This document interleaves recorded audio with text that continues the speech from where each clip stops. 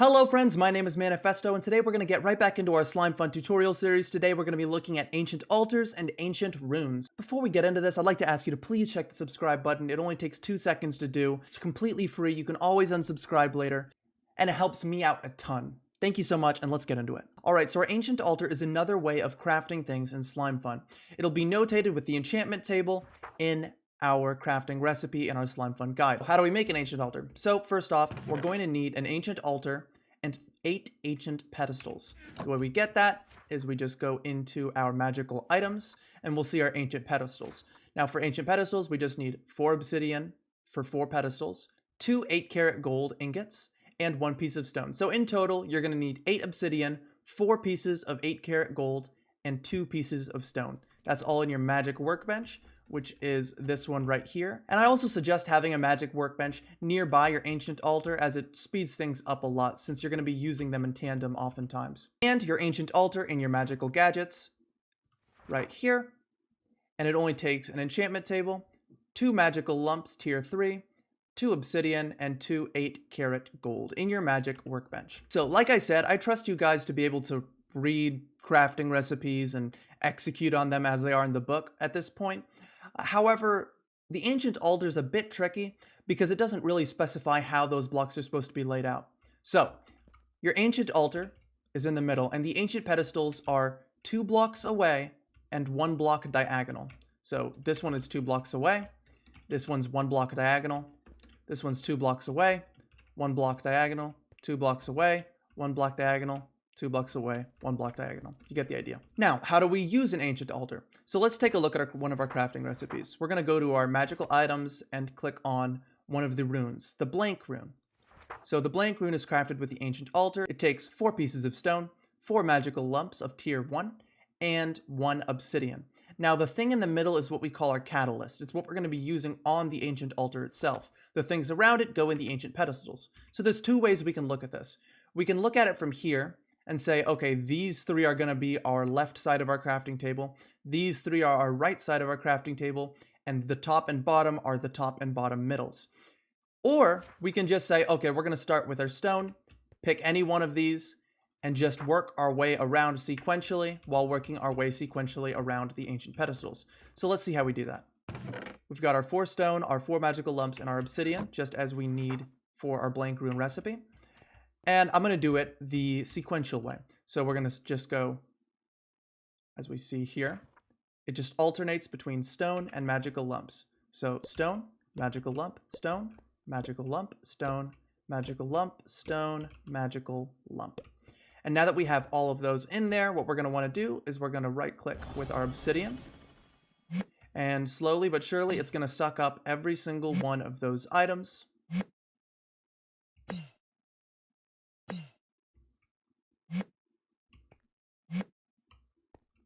And then pop out our rune. Now, one thing that's very important to note, if there is a server reset or the server crashes while there are things in the ancient pedestals, or while it is sucking them up waiting to craft after you've used the catalyst, basically if it's any point between when you started putting the things in the ancient pedestals and when the item is actually in your inventory, the entire process will be canceled if the server crashes or restarts or anything, and you'll lose all items involved. So make sure that the server is not about to restart whenever you start ancient altering. Now, one thing you've probably noticed about the ancient altar is that crafting with it is incredibly slow. It's so slow, and it's really, really bothersome. Especially when you're trying to make large quantities of something, say you're trying to sell it, or you just need to make a lot of a certain type of rune. Now, the way I get around this personally is I just make more of them. So over here are 3 ancient pedestals all stacked up. Now, be aware you can't right-click, shift-click the block on top of this, so you're going to have to build up with blocks in order to build this, but you can actually reach all of the blocks in here, and so all of these are completely separate. So we want to make multiple Essence of Afterlife at a time. So we're going to take this recipe, we're just going to multiply it by however many we want, so in this case, 3, and we're going to get this. So now we have all of these materials. We're going to take a look at our recipe. Okay, we're going to start with this, then go to here, then go to here, here, and here. So I'm just going to organize it that way. So what I've done here is I've divided it up sequentially clockwise, as we can see here. So it'll make it easier for us to go clockwise around the ancient pedestals and use our catalyst. So I'm just going to move our SlimeFun guide here. And now we have 3 rows of them, making it a lot easier to do this. So what we're going to do is we're just going to start with this side. And let's just start with this one. Go around. And use it. And now, because I'm in creative, the items aren't going to go away, but in any case, it would just be pulling them from the top bar. And we can go ahead and get started on our last one.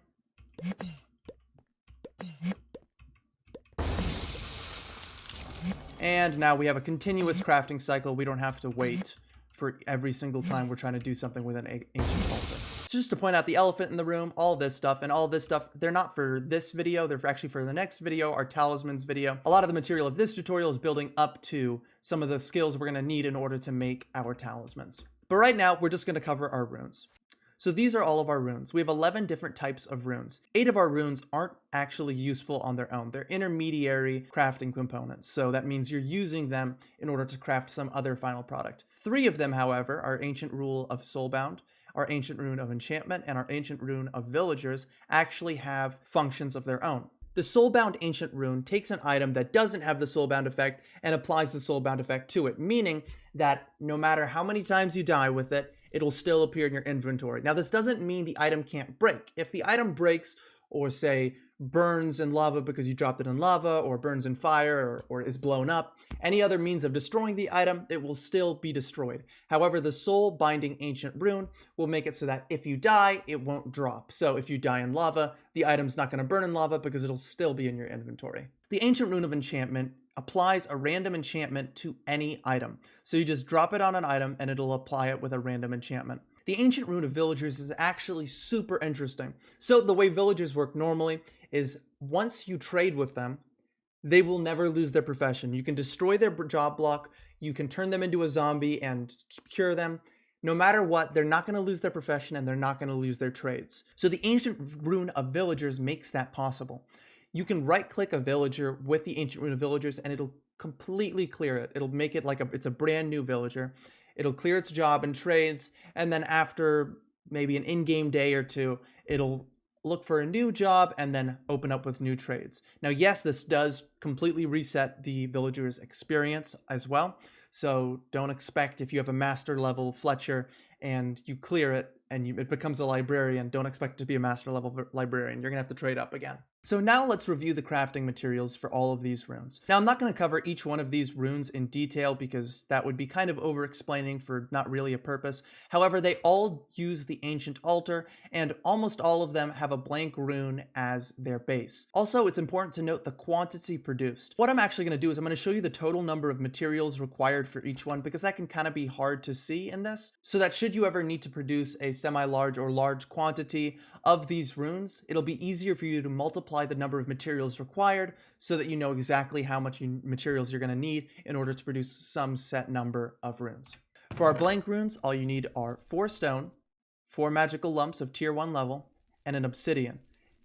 This produces 1. I used barriers here as the number of output. So if it were 4, it'll have 4 barriers here. What's down here is the catalyst. What's up here are the things in the ancient pedestals.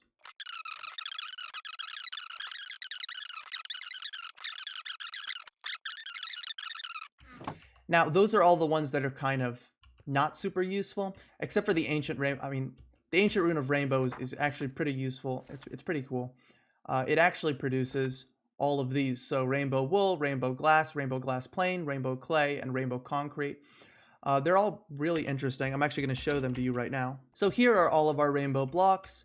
Here is our rainbow wool, rainbow glass plane, rainbow clay, and rainbow concrete. So they're pretty cool. One thing to note is that if they're connected, they're going to be on the same tick.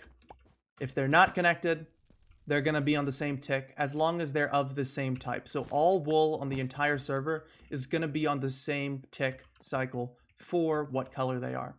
Just like all glass and all glass panes and all etc. They're all going to be on the same level. All right, for our last 3 ancient runes, the actually useful ones, First off, we have our ancient rune of soulbinding. Now this is going to take 2 Essence of Afterlife, which is actually, as you saw before, quite a process to make. It's going to take 4 magical lumps of tier 3 level, 2 ender lumps, and 1 ancient rune of ender as the catalyst to make 1 output. The ancient rune of enchantment is going to take 4 magical glass, 4 magical lumps of tier 3 level, and 1 ancient rune of lightning. Finally, our ancient rune of villagers is going to take 2 magical glass, 2 strange nether goo, 2 crying obsidian, 2 magical lump tier 3, and 1 ancient rune of fire producing 3. Now the reason I didn't break all of these down into their most basic components is because the fact that since they use, for example, an ancient rune of fire in this ancient rune recipe, it makes it so that it actually uses a decimal number of materials for the villager rune itself. You also might be wondering, what is strange nether goop? So you get this from bartering with piglins. It's a part of the SF plugin. You don't have to do anything different besides just bartering with piglins normally. From my tests, which were 5 sample groups, 65 each, it came out to around 7.69% chance of getting a strange nether goo from any piglin barter. I think we can safely say that we have about a 7.5% chance of getting strange nether goo from piglin barters.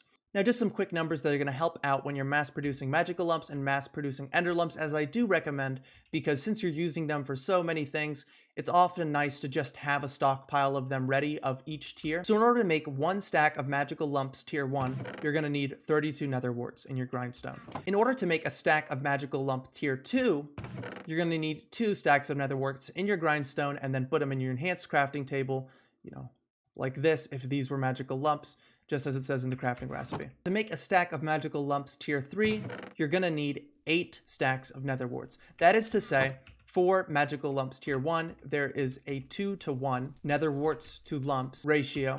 For magical lumps tier 2, there is a 1-to-2 ratio.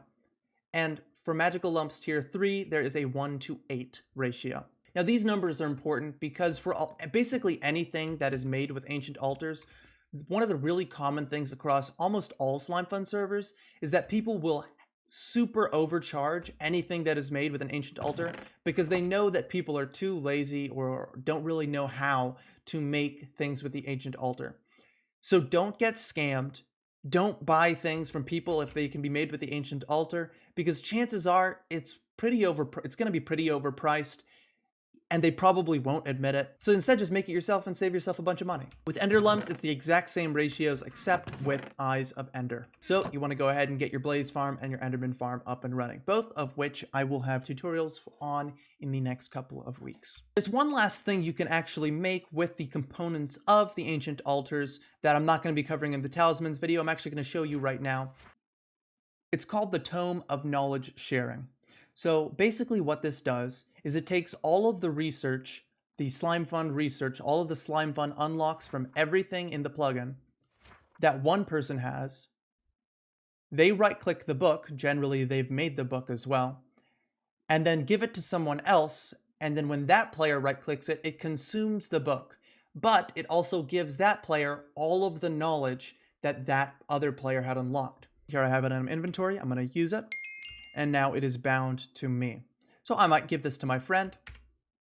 There you go. And then he would use it and get access to everything in SlimeFun without having to spend any of his own XP levels.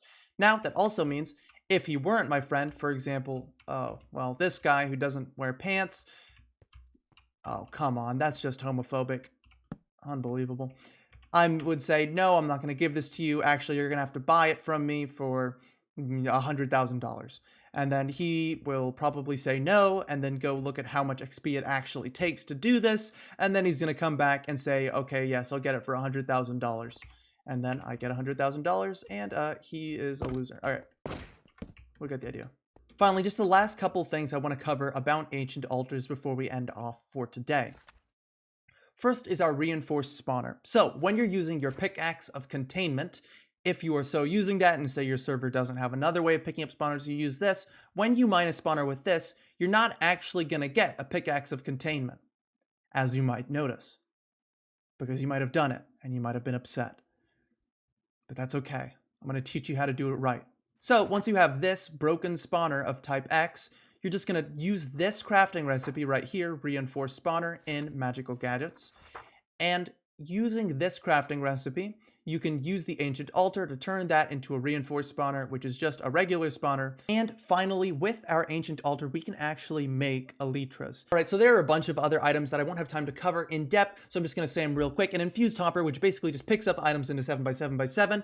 So it's picking up all items, just like if you were using an infused magnet.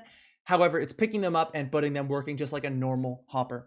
A magic eye of ender, which is basically unlimited ender pearls, but you can only use it if you're wearing full ender armor, which we will cover in a later video. An ender backpack with it, which is just a portable ender chest, has no benefits to it whatsoever. All of these elemental staffs, which are pretty useless, except for the elemental staff of fire, which can get you fire aspect 5, which is pretty nice. Elemental staff of wind is trash in everything besides combat and escaping. And the elemental staff of storm is probably the only one that's any use in combat besides the elemental staff of wind, because of the fact that you can summon lightning with it, and lightning cannot be blocked by shields or anything else. We also have our magical zombie pills, which can be used on zombified villagers or zombified piglin, which we used to call zombie pigmen, in order to turn them into villagers and piglins, respectively. And we have our soulbound backpack, which is like any backpack composed of a single chest backpack, has the size of a single chest backpack, but it stays in your inventory no matter what, unless you throw it in lava, burn it, or blow it up. Also, you can make totems of undying, but it's really expensive. There's no reason to do it, just farm raids. All right, that's gonna cover it for our ancient runes and ancient altars video. Be on the lookout for the ancient talismans video coming out in the next day or so.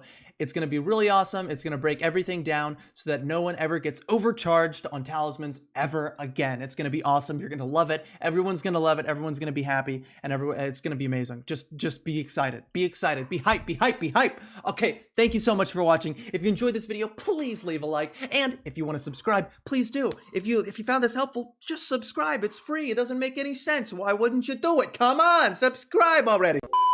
Thank you so much for watching. I just got a bunch of energy out of nowhere for some reason. Thank you so much, and I will see you guys next time.